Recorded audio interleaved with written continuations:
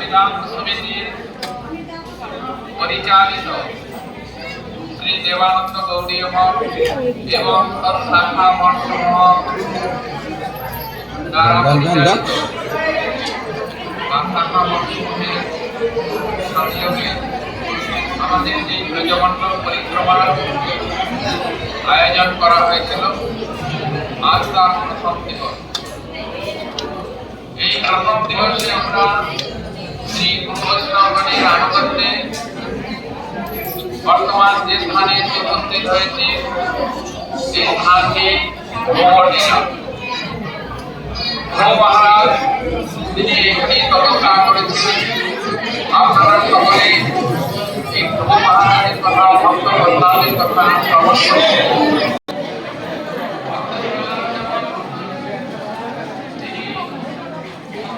এবং ভগবান শরণাগত ভক্ত নৃসিংহদেব তিনি তাকে সঠিকভাবে রক্ষা করেছিলেন।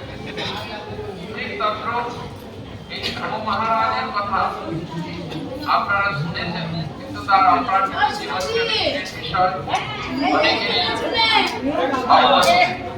এই জন্য আমরা সংক্ষিপ্তভাবে শ্রী প্রভু মহারাজের এই জীবনচরিত্রের কথা চিন্তা করব, কেননা এরপরেও আমাদের অনেক দর্শনীয় স্থান রয়েছে। তাই আমি সংক্ষিপ্তভাবে সেই প্রভু মহারাজের কৃপা পদ্মে এবং তার উপাস্য নারায়ণ, এখানে আপনারা মন্দির দর্শন করছেন।